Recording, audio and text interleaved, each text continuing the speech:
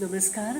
स्वप्नसृजन प्रस्तुत छंद माझा वेगळा आम्ही सृजना या उपक्रमाच्या पुढच्या भागात आपण भेटत आहोत.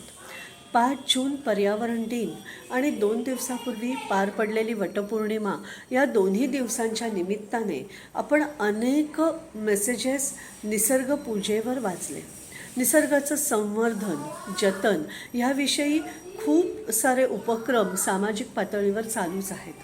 मागच्या काही वर्षात प्लास्टिकचा पुनर्वापर, कचऱ्याचं वर्गीकरण ह्या पद्धतीचे अनेक उपक्रम, अनेक संस्था राबवताना आपल्याला दिसतात. आजच्या आपल्या सृजनसखींनी असंच काहीसं वेगळं काम केलेलं आहे.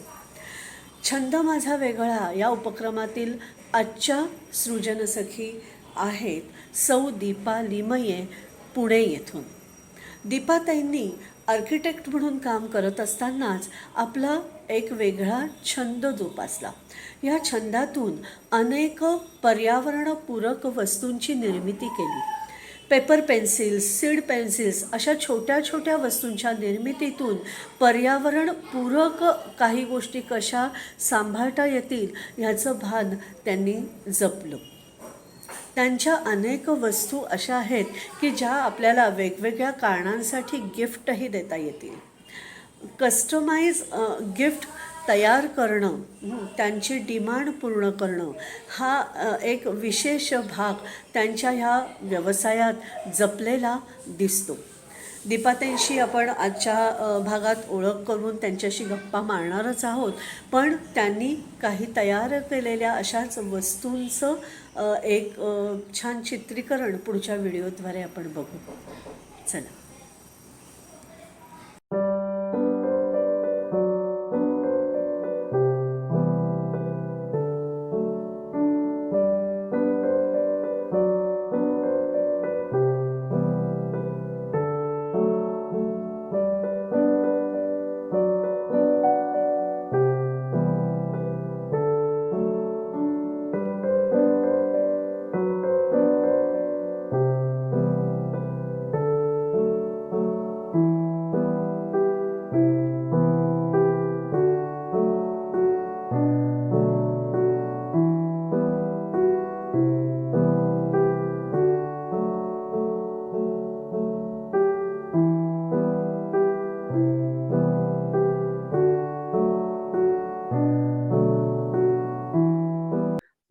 नमस्कार दीपाताई. आजची नमस्कार. आपली सृजनसखी पुण्याची दीपाताई लिमये. आपण तिच्याशी गप्पांना आता सुरुवात करूया. दीपाताई, सर्वात प्रथम तुझी आत्ताची आणि पूर्वाश्रमीची ओळख आम्हाला सगळ्यांना करून दे. हो, नक्कीच. त्याच्याही आधी सगळ्यात प्रथम छंद माझा वेगळा या उपक्रमामध्ये मला सहभागी करून घेतल्याबद्दल मी तुमचे खूप खूप आभारी आहे आणि स्वप्नसृजन आणि नेत्राताई नरवणे या आणि त्यांच्या टीमचे खूप खूप आभार. अ, मी सौ दीपा ओंकार लिमये. मी आणि पूर्वीची दीपा नंदकुमार पाटणकर. पूर्णतः माझं शिक्षण, जन्म सगळं पुण्यातच गेलंय. बेसिकली मी आर्किटेक्ट आणि इंटिरियर डिझायनर आहे. अरे वा. 25 वर्ष मी आर्किटेक्चरल प्रॅक्टिस केली आणि मग कुठेतरी थोडासा साचलेपणा ज्याला म्हणतात किंवा मोनोटोनस कामामध्ये, जरी आर्किटेक्चर हे क्रिएटिव्ह फील्ड असलं तरी सुद्धा 25 वर्ष तेच तेच करून थोडं नाही म्हटलं तरी थोडंसं डिझायनिंग किंवा आयडियाजला कुठेतरी तोचपणा यायला लागला. त्यामुळे मग मी थोडंसं काहीतरी वेगळं करायचं ठरवलं आणि हा नवीन उपक्रम सुरू केला. छान. म्हणजे शिक्षण आर्किटेक्चर आणि डिझायनिंग, इंटिरियर डिझायनिंग मध्ये झालं. पण मग त्याच्यानंतर स्वतःचं काही सुरू करावं असं काही मनात होतं का? हो, म्हणजे प्रॅक्टिस किंवा नोकरी म्हणता येईल अशा टाईपचं सुरू असताना नाही म्हटलं तरी नोकरी आणि बिझनेसमध्ये विचार करण्यात खूप फरक जाणवतो. जेव्हा आपण बिझनेस करतो तेव्हा त्याच्यात प्रत्येक गोष्टीचा वेगवेगळ्या अंगाने विचार फक्त आपल्यालाच करायला लागतो. नोकरी करतो तेव्हा फक्त तिथलं काम झालं की आपला संबंध संपला असं होतं. पण जेव्हा बिझनेस करतो तेव्हा accounts, marketing, sales, designing, execution, फार फार तर अगदी कुरिअर पोहोचलं की नाही ह्या सगळ्या जबाबदाऱ्या आपल्याला घ्याव्या लागतात. आणि तसं माझं नेचर थोडंसं मल्टीटास्किंगचं आहे. म्हणजे मला एका वेळेला खूप सारी कामं गोष्ट. एकत्र करायला खूप आवडतं. मला बरं. हे करताना धाकधूक तर नक्कीच होती आणि सेटल नोकरी सोडून आपण एकदम या फील्डमध्ये नवीन क्षेत्रात पाऊल टाकतोय तेव्हा फायनान्शियली पण थोडंसं धाकधूक होती आणि कसं काय आपलं सेटल होईल, लोकांचा प्रतिसाद कसा मिळेल, हे पण थोडंसं मागे भीती होतीच. पण मनाने एकदा ठरवलं होतं की नाही आता जॉब आपण खूप वर्ष केला, आता स्वतःचं काहीतरी करायला पाहिजे. म्हणजे दीपाली मये फ्री हँड क्रिएशन्स असं नाव कुठेतरी लोकांच्या मनात ठसलं पाहिजे म्हणून हे सगळं दिव्यातनं पार पाडायचं ठरवलं मी.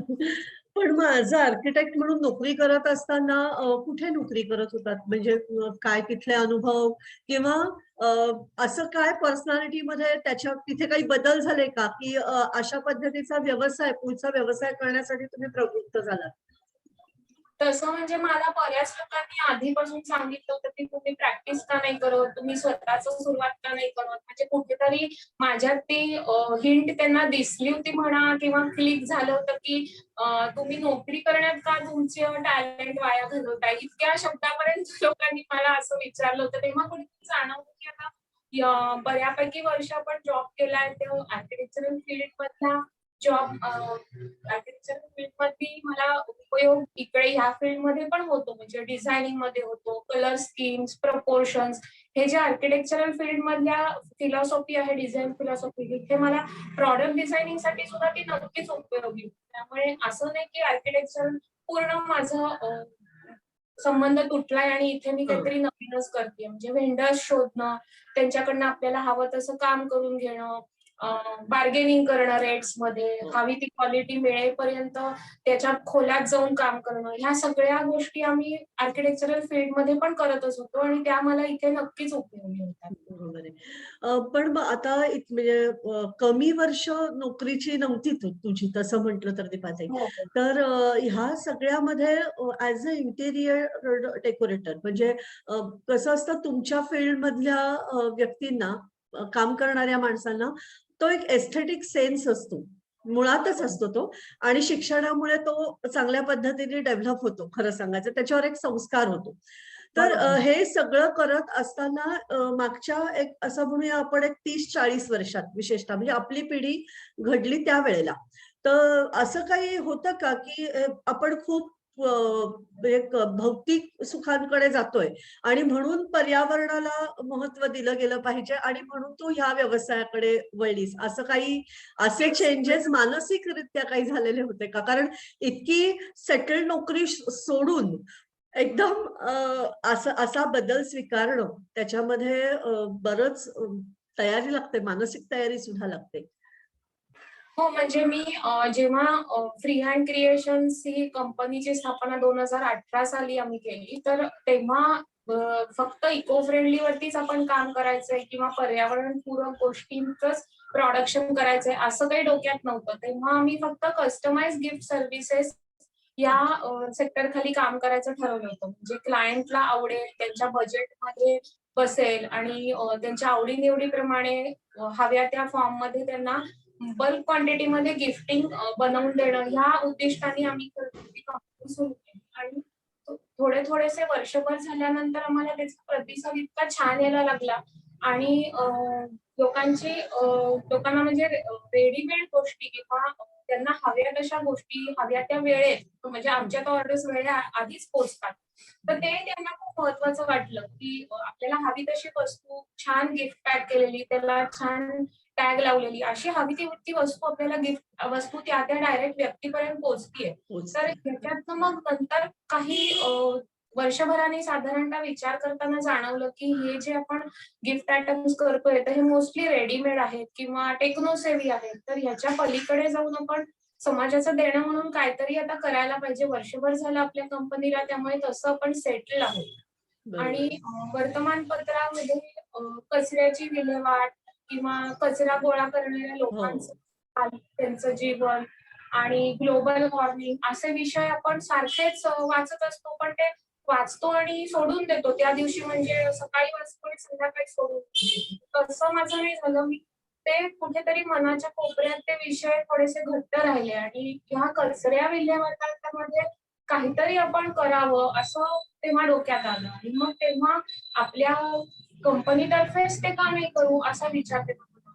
म्हणून मग तेव्हा ठरवलं की आपण जे प्रॉडक्ट्स बनवतो त्यात जे मटेरियल्स वापरतो, रॉ मटेरियल असू दे किंवा गिफ्टिंग रॅपिंग साठीचं मटेरियल असू दे, बापरे. ते आपण कचऱ्यात न जाता परत निसर्गात जाईल अशा कन्सेप्ट खाली काही काही प्रॉडक्ट्स तयार करावे. म्हणजे आम्ही गिफ्ट रॅपिंग करण्यासाठी सुद्धा कुठेही प्लास्टिक वापरत नाही. ते रॅपिंग करण्यासाठी सुद्धा बायोडिग्रेडेबल प्रॉडक्ट्स म्हणजे लोकर, रिसायकलेबल पेपर असे वापरतो की जे कोणी कचऱ्यात फेकता कामा नये. ते तुम्ही घरातल्या कुंडीत लावा किंवा कंपोस्ट मध्ये टाका. त्याचं परत निसर्गात ते जायला पाहिजे. तर ह्या कन्सेप्टमुळे आम्ही ऍक्च्युअली पर्यावरणपूर्वक गिफ्ट आयटम्स कडे वळले आणि मग हळूहळू एक एक एक आयटम करत मग आम्ही आता आमच्याकडे बऱ्यापैकी रेंज आहे इको फ्रेंडली प्रॉडक्ट्स. अच्छा.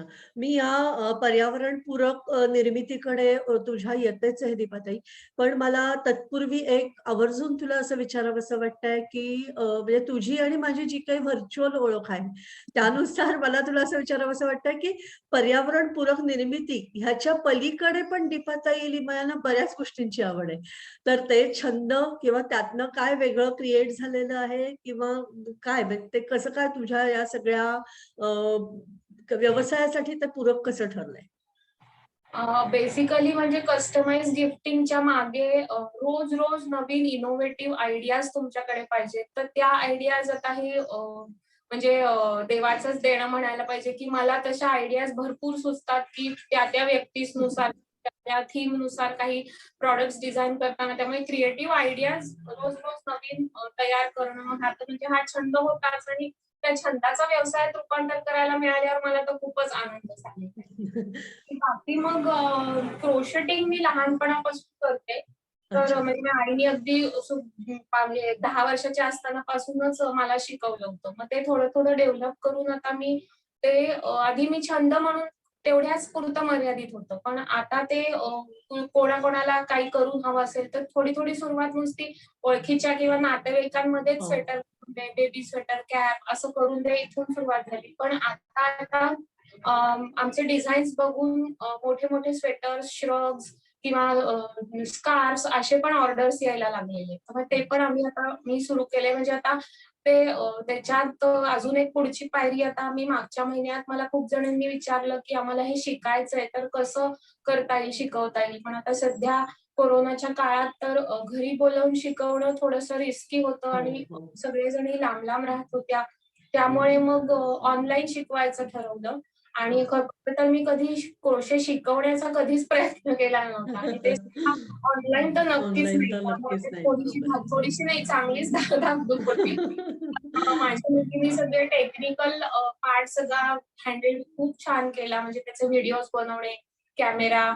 लाईट्स त्यामुळे अगदी म्हणजे असे अभिप्राय आले, की आम्हाला अगदी तुम्ही प्रत्यक्ष शिकवताय असं इतकं फील आम्हाला आलं. त्यामुळे तो बरोबर आहे. वर्कशॉप्स पण आता सेकंड बॅच चालू आहे. त्यामुळे तो पण एक मला आनंद खूप छान मिळाला आणि त्याच्यामुळे नवीन-नवीन मैत्रिणी पण मिळाल्या. म्हणजे हं. काही-काही जणी तर पुण्याच्या बाहेरून तर खूप जणी जॉइन झाल्या. काही-काही तर हो. भारतभरच्या सुद्धा 1-2 जॉइन झाल्या. त्यांना अगदी आनंद झाला, की आम्हाला खूप वर्षापासून हे शिकायचं होतं, पण हे कुठं शिकायचं, कसं शिकायचं असं आम्हाला कळत नव्हतं. म्हणून अशी वर्षानुवर्ष गेली, की आम्हाला शिकायला मिळालं नाही. त्यामुळे तुम्ही हे सुरू केल्यामुळे आम्हाला खूप आनंद मिळाला. असे प्रतिसाद मिळतात त्यामुळे तेव्हा खूप बरं वाटतं. नाही खरं आहे दीपाताई. कारण मागचे 1.5 वर्ष ज्या पद्धतीने आपण सगळेजण एका वेगळ्या सिच्युएशन मधनं जात आहोत, त्याच्यामध्ये परत एकदा आपण आपल्या अंतर्मनात डोकावून पाहतोय. आणि जे अगदी लहानपणी आपल्यावर आपल्या आईनी, आजीनी, घरातल्या इतर काकू, आत्या ह्या सगळ्या बायकांनी जे आपल्यावर संस्कार केलेले असतात, जे काही आपल्याकडे रुजू घातलेलं असतं, जे शिकवलेलं असतं, ते कुठेतरी आता आपल्याला म्हणजे उपयोगी पडताय चांगल्या पद्धतीने आणि कदाचित म्हणजे ह्या महामारीतनं हेच आपल्याला निसर्ग सांगतोय, की जे दिलेलं आहे तो वारसा पुढे आपण चालू ठेवायचा आहे. आणि मला असं वाटतं या वर्कशॉप मधनं तू खूप वेगळी गोष्ट साध्य केलीस. जी देण तुला तुझ्या आईने दिलेली होती, आज तू अनेक जणींपर्यंत तो म्हणजे तो वसा पुढे नेलेला आहेस. अनेक जणींना तो आनंद दिलेला आहेस. म्हणजे कसं होतं, छंदाचं रूपांतर व्यवसायात होणं हा भाग एक महत्वाचा असतोच. की आपलं काम लोकांना आवडतंय, हे फिलिंग पण खूप छान असतं. पण आपल्याकडे असं काहीतरी आलेलं आहे की जे लोकांना आपल्याकडनं शिकावंसं वाटतंय.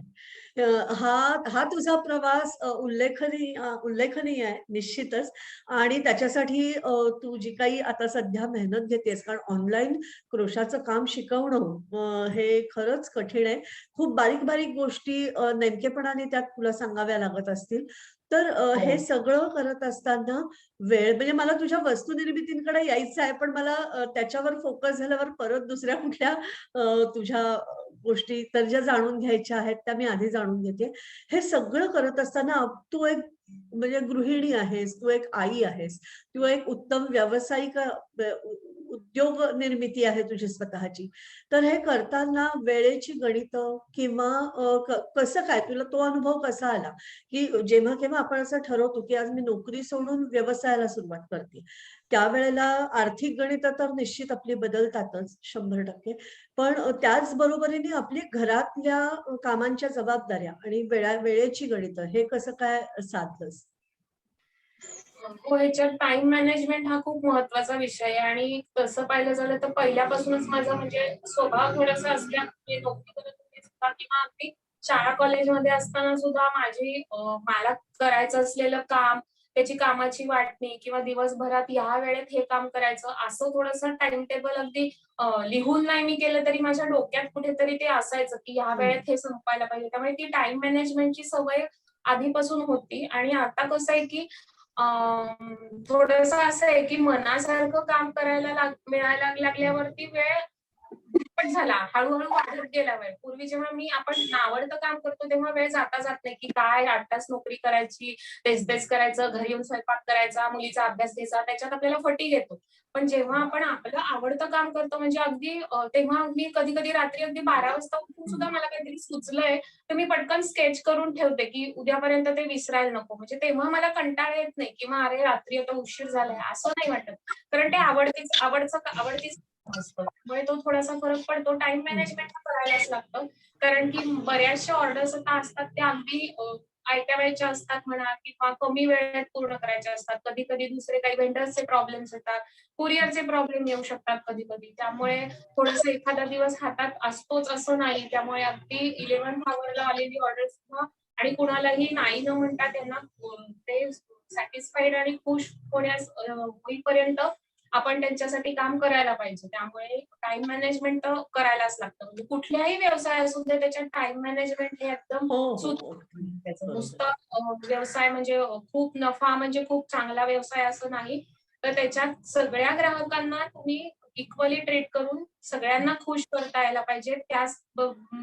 त्याचबरोबर तुमच्या व्हेंडर्सना पण खुश करता यायला पाहिजे आणि स्मूथली सगळे झालं पाहिजे ट्रान्झॅक्शन्स म्हणा किंवा हं. प्रोसेस हे सगळं स्मूथली व्हायला पाहिजे. तर मग जॉब सॅटिस्फॅक्शन आपण जे म्हणतो किंवा हो, मनात आनंद मिळतो त्या गोष्टी केल्यामुळे. तर तो बरोबर. आता मला अगदी मी पुरेपूर अनुभवतेय. म्हणजे ह्यात एक 3 वर्षात मला अक्षरशः मला कंटाळा आलाय असं म्हणायला सुद्धा वेळ नाहीये. वेळ नाहीये पेक्षा मला म्हणजे म्हणायला चॉईसच नाहीये कारण की मला कंटाळा येतच नाही या सगळ्या गोष्टी. कारण मला आवडतंय करायला म्हणून. बरोबर आहे, बरोबर आहे. जे मनाने घेतलेलं असतं, जे मनाने ठरवलं असतं, ते ते तिथपर्यंत पोहोचल्याशिवाय आपलंच मन आपल्याला स्वस्थ बसून देत नाही. हेच खरं आहे त्याच्या मागचं. आता तुझ्या म्हणजे जी जी काय म्हणूया जी खरी आजच्या कार्यक्रमाची, आजच्या गप्पांचा जो सगळा फोकस आपल्याला ठेवायचा आहे त्याच्याकडे येऊया. मी तुला असं म्हणेन की ही फ्री हँड क्रिएशन मधनं जसं तू क्रोशाचं वर्क म्हणतेस, तसं तू पेपर पेन्सिल्स आणि इतर सगळ्या गोष्टी आहेत, तर त्याविषयी आम्हाला जरा सांग, की मुळात free hand creation it's a team work, का तू ते सुरू केलंस आणि मग एक मैत्रिणी किंवा इतर तुझ्या ओळखीतली कोणी माणसं त्याला जॉईन झालेत असं काही झालंय? का तुम्ही सगळ्यांनी एकत्र येऊन ह्या गोष्टी सुरू केल्यात आणि ज्या वेळेला म्हणजे तू म्हणतेस 2018 तर साधारणपणे मागची एक 8 वर्ष 8-10 वर्ष पर्यावरण दिन किंवा आपण ऑल ओव्हर सगळीकडे जे म्हणतोय की ग्लोबलायझेशनच्या ह्याच्यात किंवा हे टेक्निकल जसे आपण पुढे जातोय तसं कुठेतरी आपलं निसर्गाशी नाळ तुटतीये. ती जोडण्यासाठी अनेक संस्था अनेक प्लॅटफॉर्मवरनं वेगवेगळी कामं करतायत. अनेक व्यक्ती ह्याच्यात वैयक्तिक म्हणजे पातळीपासून ते सामाजिक पातळीपर्यंत बरीच कामं करतात. तर ह्या सगळ्यामध्ये फ्री हँड क्रिएशनची सुरुवात कशी झाली आणि हे टीमवर्क होतं का? ते कसं काय उभं राहिलं? आणि दुसरी महत्वाची गोष्ट म्हणजे तुझी उत्पादनं तुमची काय-काय आहेत? हे सगळं आम्हाला सविस्तर सांग. Actually free hand creation ideas out of the box असं त्याचं स्लोगन आहे. त्यामुळे तुमच्यापर्यंत जी गिफ्ट बॉक्स असेल त्याच्यात काहीतरी इनोव्हेटिव्ह आणि युनिकच असेल ह्याच्याबद्दल तुम्ही निर्धास्त राहा. आणि आयडिया ही कशी सुचली म्हणाल तर अशी म्हणजे पर्यावरणपूर्वक काहीतरी करायचं हे डोक्यात होतं, पण सुरुवात त्याच्याने नाही झाली. पण सुरुवात मी एकटीनेच केली. म्हणजे एक खांबी तंबूच होता तेव्हा सुरुवातीला. 2 वर्ष, 1.5 ते 2 वर्ष म्हटलं तरी चालेल, की अच्छा. अकाउंट्स मीच बघायचं, ऑर्डर्स, मार्केटिंग मिळवायच्या तेही मीच बघायचं, त्यांना ब्रोशर्स पाठवणे, फोटोज पाठवणे, त्यांचे पेमेंट्सचे डिटेल्स हं. चेक करणे, कुरिअर्स करणे, हे सगळं मी एकटीनेच केलं जवळ-जवळ 1 1.5-2 वर्ष. मग जेव्हा-जेव्हा थोडासा बिझनेस वाढायला लागला, तेव्हा मग लक्षात आलं, की सगळं एकटीने करणं थोडंसं आता अ, हाताबाहेर जायला लागलंय. त्यामुळे मग आम्ही एक दोघी जणी मला मदत करतात, माझ्या मैत्रिणीच हं. आहेत. त्या मला डिजिटल वर्कमध्ये मदत करतात किंवा हँड पेंटिंग. आमच्याकडे हँड पेंटिंगचे बरेच आयटम्स असतात, तर त्याच्यासाठी अच्छा. मदत करतात. हां, पण हां. इन हाऊस कुठले व्हेंडर्स इन हाऊस नाही ठेवू शकत. कारण काय होतं, की प्रत्येक वेळेला आमचे गिफ्ट आयटम सतत बदलत असतात हो, आणि क्लायंटची रिक्वायरमेंट पण बदलत असते. त्यामुळे ते हो. व्हेंडर्स मला इन हाऊस ठेवून चालत नाही. मग हं. तसे त्या प्रोजेक्ट पुरते आम्ही त्या व्हेंडर्स कडून मात्र मला हवं तसं काम आम्ही करून घेतो. म्हणजे अच्छा. त्यांचं रेडी असेल ते मी कधीच एक्सेप्ट करत नाही. हं, हं. माझ्या जे डोक्यात आहे, मला जो साईज हवा आहे, मला जे कलर कॉम्बिनेशन हवं ते मिळेपर्यंत त्याचं डोकं खायचं आणि हं, हवं तसं करून घ्यायचं. हं. तर आणि आता हळू-हळू मग दोघी-तिघी मला जॉइन झाल्यात आणि नक्कीच असं डोक्यात आहे, की जसा बिझनेस वाढेल, तसा काही गरजू महिलांना आपण काम देऊ शकलो. आता या कोरोनाच्या काळात तर कितीतरी लोकांच्या नोकऱ्या गेल्यात. अक्षरशः म्हणजे घरावरती इतकी हो, संकटं आली. हो. अशा काही बरोबर. बायकांना स्पेशली मदत करू शकली, की तुम्ही इथून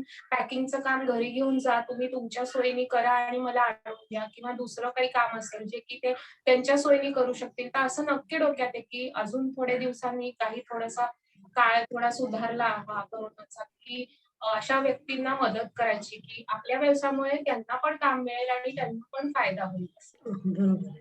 तर मी फ्री हँड क्रिएशन्सचे मी कुठल्या-कुठल्या सेक्टर्स खाली काम करतो ते सांगते. एकूण हं. आम्ही 4 सेक्टर्स खाली काम करतो. त्यातला अच्छा. बेसिक सगळ्यात महत्त्वाचा म्हणजे इको फ्रेंडली गिफ्ट्सचा सेक्टर आहे. अच्छा. त्यात जनरली इको फ्रेंडली स्टेशनरी येते. म्हणजे हं, पेन्सिल्स वगैरे स्टेशनरी किट्स येतात. हं. इको येतात. जे की असे आयटम्स की जे प्लास्टिक आम्ही त्याच्यात कधीच कुठे वापरत नाही आणि सगळे अच्छा, बायोडिग्रेडेबल प्रॉडक्ट्स असतात. असे अच्छा. सगळे हं, इन्व्हिटेशन कार्ड्स आम्ही करतो. ते सुद्धा आम्ही सीड पेपर्स वरती करतो. आता सीड पेपर म्हणजे काय? तर तो पेपर बनवतानाच त्या पेपरमध्ये वेगवेगळ्या प्रकारच्या बिया म्हणजे सीड्स घातलेले असतात. म्हणजे अच्छा. झेंडू किंवा तुळस अशा हं, हं. वेगवेगळ्या कलर्समध्ये ते पेपर्स अवेलेबल असतात. अच्छा. जनरली काही समारंभ, लग्न म्हणजे अशी झाली की हं. ती पत्रिका आपल्याकडे तशीच पडून राहते आणि हं. त्याच्यात गणपती वगैरे छापलेला असतो त्यामुळे ती आपल्याला अशी डायरेक्ट कचऱ्यात टाकायला जीवावर येते. तर मी बरोबर. असं नोटीस केलं की हे म्हणजे वेस्ट आहे कागद पण त्याच्या मागचा पैसा, त्याच्या मागचं सगळं काम सगळं वेस्ट आहे. तर त्याच्यामुळे मला मग सीड पेपर इन्व्हिटेशन कार्डची कल्पना सुचली. तर अच्छा. त्यावरतीच आम्ही इन्व्हिटेशनचा मॅटर आणि थोडेसे ग्राफिक्स असे डिझाइन करून प्रिंट करून देतो. तर कन्सेप्ट असा आहे की तो समारंभ झाल्यानंतर त्या कागदाचे तुकडे करायचे आणि कुंडीमध्ये पेरायचे, की ज्या हं. बिया त्याची ती रोपं त्याच्यातनं उगवतील. म्हणजे अरे वाह! प्रत्येकाना आपण काहीतरी घरी एक तरी छोटं झाड लावा कुंडीत. असं प्रथा 100 लोकांना पत्रिका दिल्या तर 100 लोकांपैकी 50 लोकं तरी एक-एक झाड लावतील. म्हणजे बरोबर आहे. त्यासाठी आपण कुठेतरी त्यांना प्रवृत्त करावं. म्हणून हा बरोबर. केला. आणि बऱ्याचशा आमच्या ह्याच्यातल्या पत्रिकांचे जे डिझाईन्स आहेत ते इको फ्रेंडली बेसिसवरच आहेत. म्हणजे त्याच्याबरोबर काही ना काही पद्धतीने आम्ही त्या बिया त्यांच्यापर्यंत पोहोचवतो. आणि अच्छा. काही ग्रो किट्स पण आहेत त्याच्यात. म्हणजे तुम्हाला त्याच्याबरोबर कॉयर पॉट, माती किंवा दुसरं काही लागणारं सगळं दिलं जातं की तुम्ही ते लावा. म्हणजे आता माणसाची टेंडन्सी कशी आहे की मी फक्त बिया दिल्या की मग ती कोंडी आणायची राहिली, मग ती माती म्हणजे पेशन्स डिले होतं लागायला. तर हो, मग हो. आम्ही स्वतः केला त्यांना किटच दिला, तर सगळं रेडी दिलं तर ते पटकन लावतील. इव्हन लहान मुलांना सुद्धा करायला दिलं तर सुद्धा किट दिला तर ते लगेच लावतील. तर हो, त्यामुळे बरोबर आहे. इन्व्हिटेशन कार्ड्स मध्ये पण आमच्याकडे असे प्रकार आहेत. पुढचा सेक्टर आहे पर्सनलाइज गिफ्टचा. तर त्याच्यात आम्ही ज्या व्यक्तीला भेटवस्तू द्यायची आहे तर त्या हम्म. व्यक्तीची निवडी काय आहे, त्याची पर्सनॅलिटी काय आहे. म्हणजे एक्स व्यक्तीला जी गिफ्ट देऊ तीच ते वाय व्यक्तीला नाही सजेस्ट करत. हम्म. तर प्रश्न माझा असतो की कुणाला गिफ्ट द्यायची, काय ऑकेजनला द्यायची, त्याचा प्रोफेशन किंवा शिक्षण काय आहे, जनरल त्याला काय आवडतं. तर तशा ह्याच्यात बरोबर आहे. गिफ्ट मिळाली तर तो खूपच खुश होतो. म्हणजे हम्म. लगेच असे प्रतिसाद मिळतात की तुमच्यामुळे आमचा बर्थडे अॅनिव्हर्सरी असं खूप छान सेलिब्रेट झाला आणि आम्हाला अगदी आयुष्यभर राहतील अशा आठवणी आमच्याकडे राहिल्या असं वा, प्रतिसाद. खरंच. म्हणजे ही जी लोकांकडनं मिळणारी पावती आहे, की काहीतरी हटके तुम्ही दिलं, जे कायम लक्षात राहील असं आमचं आजचं सेलिब्रेशन झालं. तर हीच पावती सर्वात मोठी असेल माझ्या अंदाजाने तुझ्यासाठी.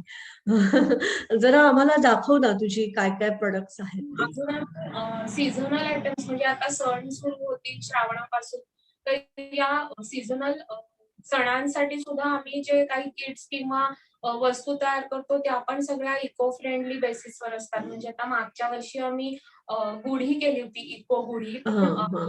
आणि तेव्हा लगेचच लॉकडाऊन आणि हे सगळं सुरू झालं त्यामुळे मी बऱ्याचशा व्यक्तींपर्यंत ती पोहोचवू शकले नाही. पण ज्यांच्यापर्यंत ती पोहोचली त्यांना ती आयडिया खूप आवडली की गुढी आणि गृह किट असं एकत्र त्याच्यात होतं. तर त्यांनी लगेच गुढी समारंभ झाल्यानंतर दुसऱ्या दिवशी ती रोपं लावून एक 2-4 महिन्यांनी मला फोटो पाठवले की आमच्याकडे पालकाचं झाड आलंय, आमच्याकडे कोथिंबिरीचं झाड आलंय, असं जेव्हा त्यांनी सांगितलं. आता राखी पौर्णिमेसाठी सुद्धा आम्ही प्लांटेबल राखी म्हणून तयार करणार आहोत.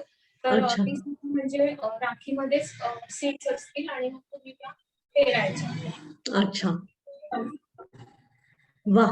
छानच कल्पना आहे. म्हणजे अगदी कुठल्याही वयोगटातल्या व्यक्तीला ह्या सगळ्या प्रक्रियेमध्ये बांधून ठेवण्यासाठी तुमची प्रॉडक्ट मदत करतायत. हं. तर असे काही वेगळे आयटम असतील तर आम्हाला त्याची ओळख करून दे हो, गप्पांमधून. हं. मी तुम्हाला आता ही इको फ्रेंडली सेक्टर मधले इको स्टेशनरीचे प्रॉडक्ट्स दाखवते, जे की म्हणजे लोकांपर्यंत पोहोचण्याची गरज आहे. म्हणजे हो. काळाची गरज आहे की प्रत्येकाने घरी थोडं तरी एकतरी झाड लावावं. तर ही कल्पना त्यांच्यापर्यंत पोहोचण्यासाठी हे प्रॉडक्ट्स मी तुम्हाला दाखवते. हं.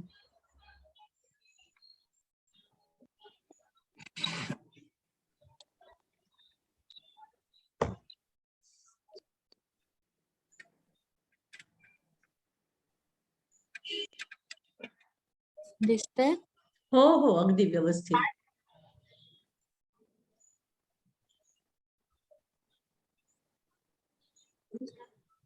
ते पाकिट आणि गोगरीन ते पुढे आणले.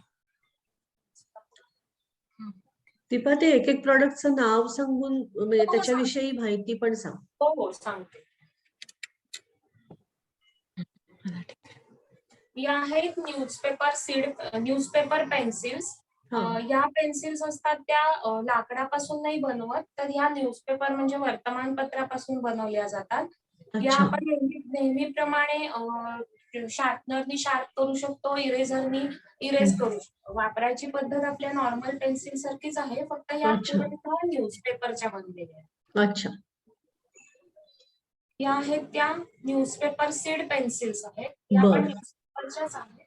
त्याच्या मागे जर तुम्ही बघितलं तर असे छोटे छोटे कॅप्सूल्स दिसतील आणि त्या हो, हो. कॅप्सूल्स मागे बिया आहेत. त्या कॅप्सूल्स मध्ये बिया आहेत. आता हो. ह्याच्यावर लिहिलंय की रॅडिश, हं. तुळस, बरं. टोमॅटो, हं.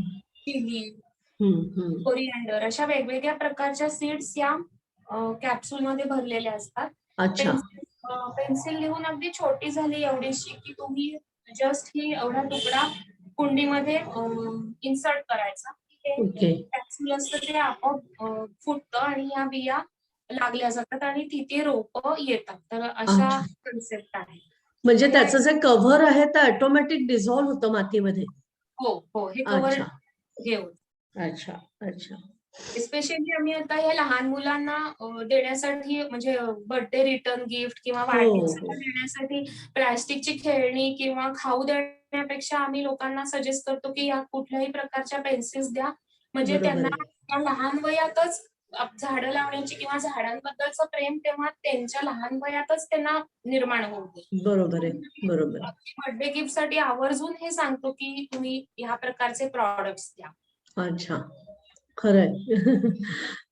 या आहेत त्या न्यूजपेपर पेन्सिल्स आहेत, या कलर पेन्सिल्स. या 10 पेन्सिल्स असतात. ह्याच्यात 10 रंगाच्या शेड्स हं. असतात. या आपण अच्छा. न्यूजपेपर पासून बनवलेल्या हं, असतात. हं.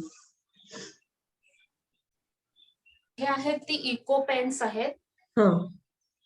हे पूर्णतः रिसायकल करता येतात हे पेन्स. हं, त्याच्यात हं. प्लास्टिकचा वापर अगदी फक्त रिफिलच्या टोकापुरताच केलेला आहे. हं, बाकी हं. सगळ्या रिसायकल करता येणाऱ्या वस्तू आहेत. हं, हं, हं. याच पद्धतीमध्ये ही सीड पेन्स आहेत. म्हणजे पेन्स अशीच आहेत, फक्त ह्याच्या टोकाला हं. कॅप्सूलमध्ये सीड्स असतात. जसं की अच्छा. पालक, मस्टर्ड अशा टाइपचं ह्याच्यावरती प्रिंट केलेलं असतं कुठल्या हं, प्रकारच्या हं. सीड्स आहेत. तर त्या अच्छा. प्रकारची ही पेनं असतात. त्यामुळे हे हं, हं, हं. Newspaper pencil, seed pencils, coloured newspaper आणि हे इको पेन, सीड पेन हं. ह्या 5 व्हरायटी इको हं. स्टेशनरीमध्ये येतात, ज्या की किड्ससाठी, लहान मुलांसाठी अगदी उपयोगी आहेत. हं. आणि ते देण्यासाठी सुद्धा आम्ही हा बायोडिग्रेडेबल बॉक्स देतो. त्याच्या हं. आत तुम्हाला पाहिजे तशा न्यूजपेपर पेन्सिल्स किंवा सीड पेन्सिल्सचा तुम्ही नंबर घेऊ शकता. याला हं. वापरण्यात आलेला पॅकिंग सुद्धा हे लोकर आणि अच्छा. हे असल्यामुळे हा बॉक्स समज काही वापरून फाटला तुटला की ह्या बॉक्सचे नुसते तुकडे करून तुम्ही कुंडीमध्ये टाकलं की त्याचं खत तयार होतं. अरे वाह! अरे वाह! पॅकिंग सुद्धा आम्ही हे बायोडिग्रेडेबल बॉक्सेसमध्ये किंवा अशा अशा फॉर्ममध्ये करतो. हं. कुठल्याही गिफ्टचं पॅकिंग म्हणजे पॅकिंग जसं इको फ्रेंडली ही सगळी प्रॉडक्ट साधी आहेत म्हणजे हो. कुठेही त्याला भेसळ नाहीये. तसंच आमचं पॅकिंग सुद्धा हं. ह्याच कन्सेप्टवर असतं, की त्याच्यात सुद्धा एकदम हं. साधेपणा असतो पॅकिंगमध्ये आणि त्यातली कुठलीही वस्तू कचऱ्यात कोणी टाकू नये. म्हणजे हे धागे सुद्धा जर का तुम्ही कुंडीच्या शेजारी ठेवले तर हां. म्हणजे मी घरीच आमच्या बघितलंय, की कितीतरी पक्षी ते घेऊन जातात घरटं बांधायला. हो, म्हणजे तो बरोबर धागा आहे. वाया नाही जात. म्हणजे कचऱ्यात नाही जात, बरोबर आहे. वाया नाही जात हो, म्हणण्यापेक्षा. हो. मला बरोबर आहे. त्याचा उपयोगी आला पाहिजे आणि निसर्गातच तो परत गेला तर हं. फारच उत्तम. अशा हं. कन्सेप्ट खाली हे सगळे इको हं. स्टेशनरीचे प्रॉडक्ट्स आहेत. हं, हं, हं. छानच आहे गं, खरंच. आता अजून आमच्याकडे एक इको नोटपॅड्स म्हणून हा एक प्रकार येतो. हं, ही अशी डायरी आहे. हे हं, जनरली कॉर्पोरेट कंपन्यांसाठी हे प्रॉडक्ट्स घेतले जातात. म्हणजे कारण हं, इथे व्हिजिटिंग कार्ड ठेवायला हं, एक असं जागा आहे. इथे काही हं. कोणी पेपर्स ठेवायचे असतील तर जागा आहे. स्टिकी नोट्स आहेत अच्छा. आणि हं. त्याच्याबरोबर हे एक इको पेन येतं आणि आत अशी ही रूल पेपरची डायरी आहे. अच्छा.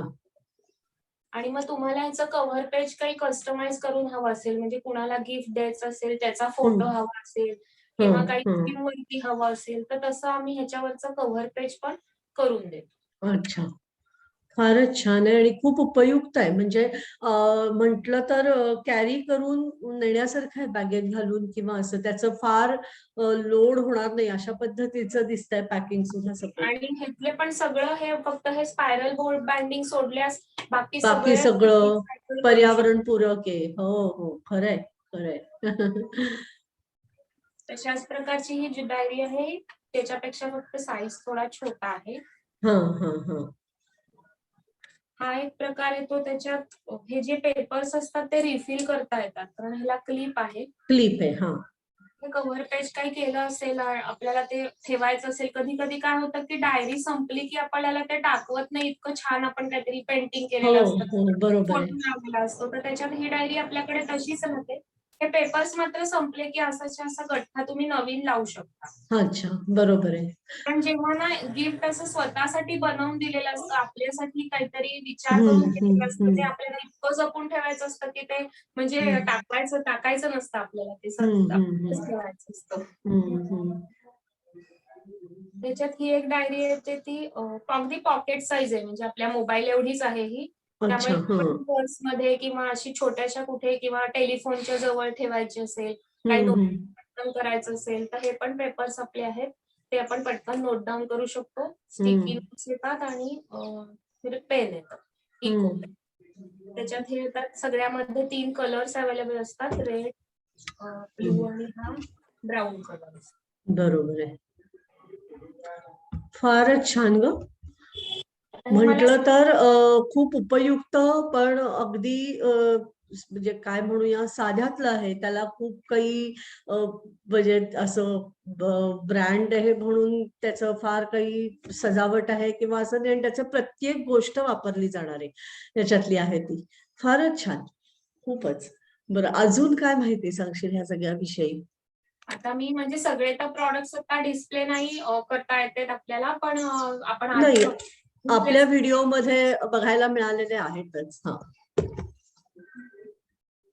आणि आम्ही कॉर्पोरेट गिफ्टिंग मध्ये सुद्धा हो. आता कंपन्यांना त्यांच्या काही कॉर्पोरेट ब्रँडिंग करून लागतं, म्हणजे त्यांचा हं, कंपनीचा लोगो किंवा कंपनीचं नाव असं हं, त्या वस्तूंवरती त्यांना लागतं. तर आतापर्यंतच्या अनुभवावरून ते हं, बऱ्याच वेळा टेक्नोसेव्ही आयटम्स घेतात, म्हणजे हं, पेन, पॉवर बँक्स म्हणा, हं, स्पीकर्स. तर हं, आता हळू-हळू आम्ही त्यांना पण ह्या प्रॉडक्ट्सकडे वळवायचा प्रयत्न सुरू केलाय. म्हणजे तुम्ही टेक्नोसेव्ही प्रॉडक्ट्सच्या ऐवजी हं. तुम्ही आता हे इको फ्रेंडली प्रॉडक्ट्स पण कॉर्पोरेट गिफ्टिंगला तुम्ही द्या. म्हणजे त्याच्यावर पण आम्ही तुम्हाला ब्रँडिंग करून देऊ. पण जास्तीत जास्त लोकांपर्यंत हा कन्सेप्ट पोहोचावा म्हणून आता आम्ही कॉर्पोरेट्सना पण टेक्नोसेव्ही प्रॉडक्ट्स कडून थोडंसं इको फ्रेंडली प्रॉडक्ट्सकडे वळवायचा प्रयत्न सुरू प्रयत्न केला. करतोय. पण मग ह्या सगळ्या प्रक्रियेमध्ये म्हणजे कस्टमाइज गिफ्ट आयटम हे तर हिट असणारच 100%. कारण खूप सारा विचार करून तुम्ही ते गिफ्ट तयार करता. विशिष्ट कारणांसाठी केलेलं असतं. पण हे कॉर्पोरेट ऑफिसेसमधनं किंवा त्या सगळ्या वर्गासाठी ज्यावेळेला तुम्ही ही निर्मिती करताय, तर तिथून प्रतिसाद कसा काय मिळतोय? म्हणजे खरोखर लोकं पर्यावरणाच्या दृष्टीने म्हणून तुमच्याशी अप्रोच होतात. हे एक कारण आहे का हा सगळा जो निर्मितीतला प्रकार आहे तो कंप्लीट वेगळा आहे आणि तसं म्हटलं तर उपयोगी पडणार आहे कुठल्याही वयोगटातला. तर त्या लोकांचा प्रतिसाद कसा काय आहे? आता हळू-हळू त्यांचा प्रतिसाद यायला लागला असं म्हटलं तर चालेल. कारण सुरुवातीला त्यांना त्यांच्या डोक्यात, कारण इतकी वर्षानुवर्ष कॉर्पोरेट गिफ्टिंग म्हणजे असे टिपिकल आयटम्स की कॉफी मग, टी-शर्ट्स, हो, पेन ड्राईव्हज हे असं इतकं बरोबर आहे. डोक्यात बसलं होतं की त्याच्या व्यतिरिक्त त्यांना दुसरं काही द्यायचं म्हणजे थोडंसं समजवायला त्यांना आम्हाला बऱ्यापैकी कष्ट पडले. पण हळू आता त्यांना हे प्रॉडक्ट्स आवडायला लागलेत आणि थोडंसं चाकोरीच्या बाहेर जाऊन काहीतरी पर्यावरणपूरक आपल्याला लोकांपर्यंत पोहोचवायचं असेल, तर हो. का नाही हे द्यायचं, असा थोडासा विचार करायला सुरुवात झाली आहे. पण फार नाही म्हणता येणार, पण हळू-हळू का होईना ती सुरुवात मॅक्सिमम लोकं ह्याच्याकडे वळतील, असं हं. आम्ही नक्कीच बघणार आहोत. अच्छा. अजून एक मगाशी तुझ्याशी बोलत असताना तू म्हणालीस, की वेंडरकडनं मला हवं तसं ते मटेरियल मी तयार करून घेते. मग हे सगळे वेंडर्स जे आहेत पुणे आणि आजूबाजूच्या भागात आहेत का इतरही? म्हणजे मुंबईपर्यंत पण कुणाला कॉन्टॅक्ट करावा लागतो? कसं काय नाही, आहे? शक्यतो काय होतं, की व्हेंडर्सनी पुणे, मुंबईचेच आम्ही घेतो. कारण की मग डिलिव्हरी आम्हाला चटकन मिळते. बाहेर लांबगावचे काही प्रॉडक्ट्स आमचे म्हणजे रॉ मटेरियल्स किंवा काही असतात ते अगदी साऊथमधून पण येतात. पण मग त्याला अच्छा. तेवढा हाताशी वेळ पाहिजे, की हो, कुरिअरसाठी बरोबर. तिथे बरोबर पोहोचण्यासाठी. आहे. आता सहज एक विषय निघालाय म्हणून मी सांगते, की आमची मला वाटतं ती पहिलीच डील होतं क्रिस्टल पेन ड्राईव्हचं आणि अच्छा. अगदी 2च दिवसाचा अवधी होता आणि आम्हाला ते काही करून मला करायचंच होतं ते काम म्हणून मी ते घेतलं आणि तेव्हाच नेमकं मला वाटतं, की निवडणुका होत्या आणि मुंबईचे सगळे हे बंद होते हं, टॅक्सीज आणि कुरिअर सर्व्हिस आणि हं, कसंबसं करून मी शनिवार, रविवार त्या व्हेंडरच्या मागे लागून क्रिस्टल पेन ड्राईव्हवरती त्यांना त्यांचा कंपनीचा लोगो आणि नाव पण एन्ग्रेव्ह करून हवं होतं. ते हं, कसंबसं करून मी काम करून घेतलं. फक्त तिथून इथे ते आणण्याचा प्रश्न होता. कारण की तिने तर सांगितलं की मी करून टाकलंय कुरिअर आणि संध्याकाळपर्यंत इथे काहीच त्याचा मागमूस नव्हता. कधी पोहोचणार काय? आणि ते जे क्लायंट होते त्यांना रात्रीच्या 11 का 12च्या फ्लाइटनी ते पेनड्राईव्ह घेऊन सिंगापूरला जायचं होतं. ओह! 6 वाजले तरी आम्हाला त्या कुरिअरचा काहीही म्हणजे पत्ताच नव्हता 4 वाजले तरी, की ते निघालंय, नाही निघालंय. मग मी खूप फोनाफोनी केली तेव्हा कळलं, की ते कुरिअरच्या ऑफिसमध्ये नुसतंच पडून आहे, कारण की निवडणुका असल्यामुळे ते तिथून काही निघू शकत नाही. हं. मग असं कळलं, की टॅक्सीमधून कोणाला येता पाठवता आलं तर बघा. मग मुंबईच्या टॅक्सी सर्व्हिसेसचा नंबर मिळवून तिथे फोनाफोनी केली. तिथला माणूस म्हणाला, की 4 पॅसेंजर असल्याशिवाय काही मी टॅक्सी सोडू शकत नाही. मी म्हटलं, "मी तुला 4 पॅसेंजरचे पैसे देते. पैसे देते. कारण मला ते इथे रात्रीपर्यंत पोहोचणं गरजेचं होतं." कसंबसं करून त्यांनी ते इथे पोहोचवलं. रात्री अक्षरशः काहीतरी मग त्या क्लायंटला आम्ही एक फ्लाइट थोडी पोस्टपोन करायला सांगितली. लकीली त्यांनी काहीही फारसा हे न करता पोस्टपोन केली फ्लाइट. आम्ही एअरपोर्टवर डायरेक्ट ते पेन ड्राईव्हज घेऊन गेलो 11:30 वाजता आणि त्यांनी लगेच चेक इन करून ते गेले. म्हणजे तो अनुभव अक्षरशः आता आठवलं, की अंगावर काटा येतो, की हो, खरंय, खरंय. आणि ड्रायव्हिंग करत विमाननगरपर्यंत आधी क्लायंटच्या घरी गेलो. तिथून ते निघाले होते. मग एअरपोर्टवर गेलो. त्यामुळे ते सगळी धावपळ आणि हे ते. पण त्याच्यानंतर जेव्हा त्यांचा रिप्लाय आला, की ते एक pen drives were really awesome आणि सगळ्यांना खूप आवडले. तेव्हा ते कष्टाचं काही वाटेनासं झालं. म्हणजे हो, अरे, खरंय, आपण तेव्हा खरंय. इतकी धावपळ केली म्हणजे सहज विषय निघाला म्हणून हा अनुभव मला शेअर नाही, करायचा. नाही. प्रश्नच नाही. कारण येत राहतात आणि प्रत्येक गोष्टीतून आपण काही-काही नवीन शिकतो आणि प्रत्येक हो, गोष्ट अर्थात चांगलीच होते किंवा आपल्या मनासारखीच होते असं अजिबात नाही. म्हणजे आता 2 नाहीये. वर्ष व्हायला होतील टी अँड क्रिएशन्सला तर प्रत्येक डील माझं अगदी 100% सक्सेसफुल झालं किंवा प्रत्येक डीलमध्ये मला खूप नफा झाला असं अजिबात नाही. या पेन ड्राईव्हचा तर अक्षरशः नंतर आम्ही खर्च काढला तर बरोबर ₹0 आम्हाला प्रॉफिट झालं. बरोबर आहे. टॅक्सीमध्ये जे काही मिळणार होते ते अजून आमचं इथून जाणं येणं हे सगळ्यात गेले. पण मेंटल सॅटिस्फॅक्शन जे काही मिळालं त्याला ते ₹0 हो. आणि कुठल्याच रुपयाची किंमत नाही, नाहीये. ते एक आणि नाहीतर मुंबईच्या टॅक्सी ड्रायव्हरचं काय कसं चालतं आणि ते कधी निघतात आणि त्यांचं काय ठरलेलं असतं हे शोधायला तू कशाला गेली असतीस मुळामध्ये.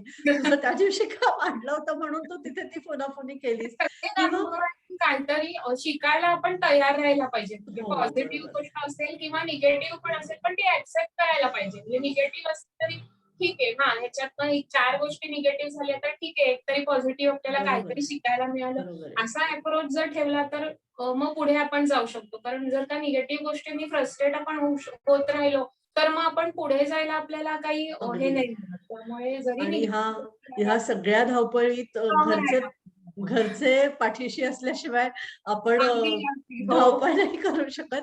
म्हणजे बाकी शारीरिक धावपळ कशीही करू, पण ही जी काही मानसिक ओढाताण असते, की हो. आपलं ध्येय साध्य करण्यासाठी त्यावेळेला आपण बऱ्याच गोष्टी बाजूला सरकवलेल्या असतात. विशेषतः घरातल्या बाईला तर म्हणजे स्त्रीला, कुठल्याही घरातल्या स्त्रीला तर हा अनुभव येतोच, की एक गोष्ट साध्य करत असताना त्या तेवढ्या तासांपुरती, त्या दिवसापुरती आपल्याला काहीतरी ॲडजस्टमेंट्स कराव्याच लागतात. पण हे समजून घेणारी आपल्या घरची माणसं असतात आणि त्याच्याशिवाय आपण ते पाऊल घरच्यांचा पाठिंबा असल्याशिवाय मी करू शकत नाही. म्हणजे माझा आता नवरा त्याचं ऑफिसचं काम आणि बाकी त्याचा जॉब चालूच असतो. तो काही ह्याच्यात मला मी मागितले तेवढी तर नक्कीच मदत करतो. पण कुठे लांब विमाननगर अजून कुठे-कुठे अशा हो. रात्री डिलिव्हरीज द्यायला जायचं असेल, तर तो कधीही नाही म्हणत नाही, की "नाही आता तुझं तू बघ, नाहीतर डंझोनी पाठव, नाहीतर कुरिअर कर, नाहीतर तू त्या क्लायंटला घेऊन जायला सांग." अशी उत्तरं मी कधीच ऐकलेली नाही. तो एक एक लगेच म्हणजे गाडीची किल्ली घेऊन लगेच निघतो, की कधी जायचं. इव्हन सासूबाई सुद्धा तुला काही काम असेल तर मी बाकी कामाचं स्वयंपाकाचं हे ते बघते. तुझं काही पॅकिंगचं असेल तर आणि अजून एक आवर्जून गोष्ट सांगावीशी वाटते, की मला संक्रांतीसाठी तिळगुळाचे बॉक्सेस आम्ही सीड पेपरचे हो. बनवतो. तर त्या बॉक्सेसची खूप सारी एकदम ऑर्डर आली होती. तर त्याच्यात आम्ही हलवा पॅक करून त्या बॉक्सेसमध्ये देतो. हं, हं. तर तो हलवा आम्ही बटर पेपरमध्ये पॅक करतो कारण तो चिकट होतो बाकी नंतर नुसता बॉक्समध्ये टाकला तर आणि ह्युमिडिटीमुळे तो थोडासा मॉइस्ट होऊ शकतो. तर आता बरोबर आहे. माझे सासरे 82 वर्षाचे आहेत आणि सासूबाई 78 वर्षाच्या आहेत. तर आता बापरे! संक्रांतीच्या ह्या सीझनला, मागच्या सीझनला सुद्धा ते म्हणायचे, "मला तुम्ही कागद कापून द्या आणि हलवा आणि चमचा द्या, किती किती चमचे घालायचे ते सांगा, मी तुम्हाला पुड्या करून देतो. ते दोघंही अगदी आनंदाने बसून मला संक्रांतीच्या वेळेला ते हलवा भरून आणि हळदी कुंकाची पुड्या कधी कधी लागतात त्याच्यात घालायला, त्या पण पुड्या बरोबर ते आहे. मला सांगतात, तुम्ही कागद कट करून द्या आणि मला किती किती भरायचे आणि किती करायचे आहेत, 100 करायचे आहेत, 200 करायचे आहेत, 300 करायचे तेवढं सांगा आणि 2 दिवसात किती दिवसात करायचं, ते अगदी आनंदाने मला करून देतात. त्यामुळे घरच्यांचा पाठिंबा असल्याशिवाय हे कुठलंच काम असं व्यवसायाचं म्हणा किंवा नोकरी सुद्धा करता येत नाही. घरच्यांचा नाही, पाठिंबा नाही. अगदीच महत्वाचा. नाही, कारण असं आहे ना, की जेव्हा आपण काहीतरी एखादा मार्ग अवलंबतो आणि त्याच्यावरनं आपण चालायला सुरुवात करतो, त्यावेळेला आपल्या आजूबाजूची सगळी माणसं त्या सगळ्या आपल्या प्रक्रियेमध्ये आनंदी असतील, तर आपली ऊर्जा निश्चितपणे वाढत जाते. आपली प्रेरणा आपल्याला आपल्याच कामातनं मिळत जाते. हे तुझं सगळा प्रवास ऐकताना तेच डोळ्यासमोर आलं खरं सांगायचं तर. कारण म्हणजे कुठे एखाद्या मोठ्या ऑफिसमध्ये नोकरी करणाऱ्या आपण आज ठरवून एखाद्या व्यवसायाला सुरुवात करतो, आपलं स्वतःचं गृहिणीपद सांभाळताना. तर ह्या अनेक तारेवरच्या कसरती सांभाळत दीपाताई तू आज स्वतःला उत्तम उद्योजिका ह्या पदापर्यंत आणलेलं आहेस. आणि जे जे काही तुझ्या आईने तुझ्यापर्यंत तुला जी देण दिली किंवा इतर शिक्षणातनं तू जे काही स्वतःमध्ये रुजवलंस, आज समाजाचं देणं आपण लागतो ह्या एक म्हणजे तो विचार डोक्यात ठेवून, पर्यावरणाचा विचार डोक्यात ठेवून तू आज खूप सुंदर निर्मिती करतेस आणि पुष्कळ लोकांना त्याचा फायदा होणार आहे. कुठल्याही सगळ्या लहान मुलांपासून ते वयोवृद्धांपर्यंत आपल्या हातून काहीतरी एक चांगलं होतंय. पर्यावरणपूरक गोष्ट आपण करतोय. ही तुझी सगळी निर्मिती जेव्हा जे कोणी वापरत असतील किंवा आतापर्यंत ज्यांनी घेतलेली असेल आणि ह्याच्यानंतरही त्याचा लाभ जे घेतील त्यांना हे समाधान निश्चित मिळेल. एक शेवटच्या टप्प्याकडे येताना असं विचारीन, की हा सगळा जो 1.5 वर्षाचा महामारीचा काळ आपल्यावर आपण ज्या सिच्युएशन मधनं जातोय, तर त्या काळात तू जे म्हणतेस, की काही गोष्टी व्हेंडरकडनं मागवणं, कुरिअर करणं किंवा लोकांना डिमांड आहे. आपल्याकडे माल तयार आहे म्हणजे आपलं प्रॉडक्ट तयार आहे पण ते आपण निव्वळ ह्या सगळ्या निर्बंधांमुळे आपण त्या पोहोचवू शकत नाही.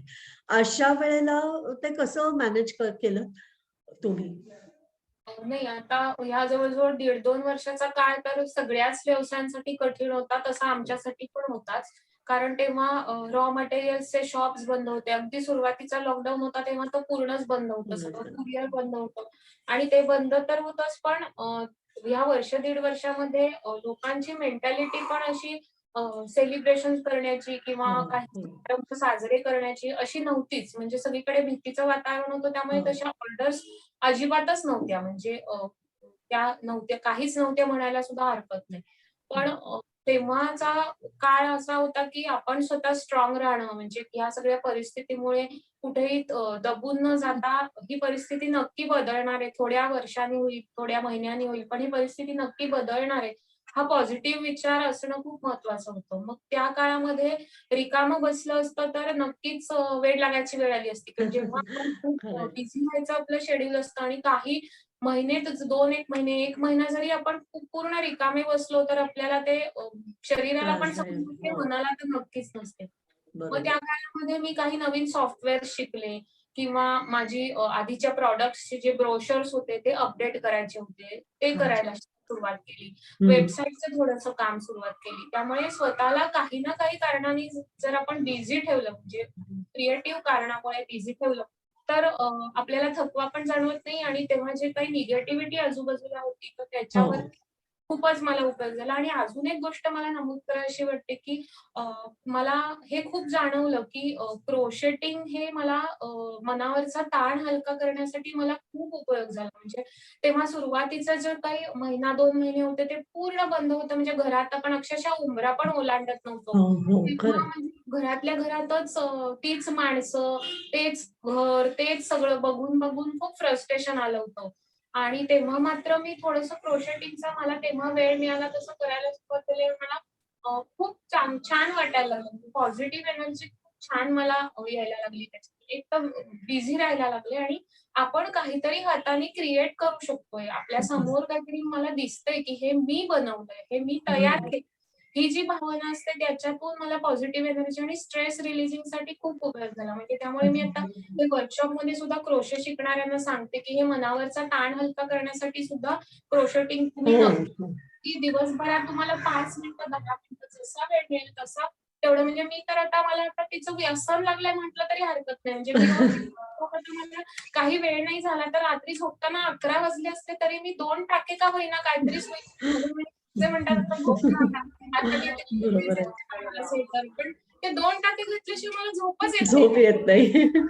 तो नक्की करून झोपते असं म्हणजे अक्षरशः मला त्याचं आता व्यसन लागलंय. दिनचर्येचा एक भाग झालाय, की कारण जे गवसलंय मागच्या 1-1.5 वर्षामध्ये, की आपल्यातल्याच आपल्याला प्रेरणा जागृत करायच्या असतील, तर जे अंतर्भूत आपल्यामध्ये आहे, कौशल्य आहे, त्याला कुठेतरी साथ घालायला हवी आहे. त्याचीच मदत घेऊन स्वतःला आज कुठेतरी सकारात्मकता द्यायला हवी आणि आपल्या कामातून आपल्या घरातल्यांना, आपल्या आजूबाजूच्या मित्रमंडळींना, आपल्या ओळखीतल्या सगळ्यांना ही सकारात्मकता पोचवायला हवी. छंद माझा वेगळा, आम्ही सृजना ह्या उपक्रमाचा सर्वात प्रमुख हेतू हाच आहे, की दीपाताईंसारख्या अनेक सृजन सख्या आपल्या भोवतालात असतात आणि कुठेतरी आपल्यातलंच जे गवसलेलं असतं, जो छंद जडलेला असतो, त्याचं कधी छंदात म्हणजे छंदाचं रूपांतर व्यवसायात होतं किंवा तो छंद कधीतरी आनंदासाठी मन गुंतवून ठेवण्यासाठी, दुसऱ्यांना आनंद देण्यासाठी अशा पद्धतीने सुद्धा तो म्हणजे आकाराला येतो आणि मग एक त्याचं वेगळं रूप आपल्याला बघायला मिळतं. दीपाताई, तुझ्या या सगळ्या छंदांचं आज व्यवसायात रूपांतर झालेलं आहे. तुझ्या पुढच्या सगळ्या वाटचालीसाठी म्हणजे आम्ही सृजना या मंचावरनं मी तुला खूप खूप शुभेच्छा देते आणि खूप छान निर्मिती होऊ दे, अनेक लोकांपर्यंत ती पोहोचू दे आणि खरोखरच असं म्हणूया, की आपली पुढची जनरेशन ज्यावेळेला काही स्वप्न बघत त्यांच्या पुढची पिढी घडवत असेल, त्यावेळेला आपण काही अंशी तरी ह्या निसर्गाचं देणं फेडलेलं असलं पाहिजे. निसर्गाला वाचवलेलं असलं पाहिजे. त्याच्यातली ही तुझी अतिशय महत्वाची स्टेप आहे असं मी म्हणेन. जाता जाता एक तुला सुचवते, की तुझा संपर्क क्रमांक आणि तुझी बाकी काही लिंक असतील तुला संपर्क करण्यासाठी किंवा तुझ्या या सगळ्या निर्मितीचा आनंद घेण्यासाठी, तर त्याविषयी जरा सांग आणि मग आजच्या गप्पांना आपण शेवट करूया गप्पांचा. रिहँड क्रिएशन्स याच नावाने आमचं फेसबुक पेज पण आहे. तर फेसबुक अच्छा. पेज वरती आम्ही आमचे नवनवीन प्रॉडक्ट्स आणि पोस्ट तुम्हाला बघायला मिळतीलच. त्याबरोबरच आम्ही थोड्या काळापूर्वीच आम्ही YouTube चॅनल पण सुरुवात केली आहे. YouTube हं. चॅनलवरती आम्ही आमचे सगळे इको फ्रेंडली प्रॉडक्ट्सचे व्हिडिओज अपलोड केले हं. आणि ते प्रॉडक्ट्स बनवण्यामागचे काय उद्देश आहे ते पण थोडंसं नरेट केलेलं आहे. म्हणजे खूप जणांनी अच्छा. मला सांगितलं, की तुमचे प्रॉडक्ट्स आम्ही फोटोमध्ये नुसते बघतो. पण हं. आम्हाला उत्सुकता आहे, की ते तुम्ही कसे का बनवले? किंवा ते बनवण्यासाठी तुम्ही हेच का मटेरियल घेतलं? तेच का हं. घेतलं? असं हं. थोडंसं डिझाइन फिलॉसॉफी तुम्ही सांगा. तर त्या YouTubeच्या चॅनलवरती आम्ही ते पण केलेलं आहे. आता वेबसाईटचं काम पण आमचं सुरू आहे. थोड्याच दिवसात ती पण लॉन्च होईल. तर मी अच्छा. या तिन्हीचे तुम्हाला लिंक्स ह्याच्या शेवटी तुम्हाला देते. YouTube, Facebook आणि वेबसाईटचे. चालेल. तर आणि तुझा संपर्क क्रमांक एकदा सांग. मला ही संधी मिळाली आणि त्यांच्यामुळे मी आज इतक्या साऱ्या लोकांपर्यंत पोहोचू शकले आणि आमचे प्रॉडक्ट्स पण त्यांच्यापर्यंत पोहोचले याचं खरंच श्रेय सगळं नेत्राताईंना आहे. नाही, नाही, नाही. मी हे सगळं करण्यामागचं म्हणजे उद्दिष्ट एकच होतं. खरं सांगायचं तर दीपाताई आपण दोघी तरी अजून कुठे प्रत्यक्ष भेटलेले आहोत. 1-1.5 वर्षापासून आपण फोनवरनं बोलतोय. फोनवरनं बोलता-बोलता तुझ्याविषयी जाणून घेताना खूप कुतूहल जागं झालं आणि मग असं वाटायला लागलं, की किती सुंदर आहे हे सगळं. तर हे माझ्या ओळखीतल्या, अजून त्यांच्या ओळखीतल्या सगळ्या भवतालातल्या अनेक लोकांना ह्या गोष्टी कळल्या पाहिजेत. कारण आजच्या घडीला प्रत्येक जण आपण जी काही निर्मिती करतोय, ती सकारात्मकतेकडे एक-एक पाऊल आपल्याला पुढे नेणारी आहे आणि निव्वळ हे एकच उद्दिष्ट ठेवून आज तुझ्याशी गप्पा मारायचं ठरवलं आणि तुझा सुंदर प्रवास आम्हाला उलगडून बघता आला. तू अगदी मनमोकळेपणाने या गप्पांना तयारी दाखवलीस, आवर्जून वेळ काढलास. त्यासाठी खूप खूप धन्यवाद. तुझ्या सगळ्या उपक्रमांसाठी परत एकदा सस्नेह शुभेच्छा आणि तुझ्या घरातल्या सगळ्या ज्येष्ठ मंडळींना माझ्याकडनं नमस्कार. नमस्कार.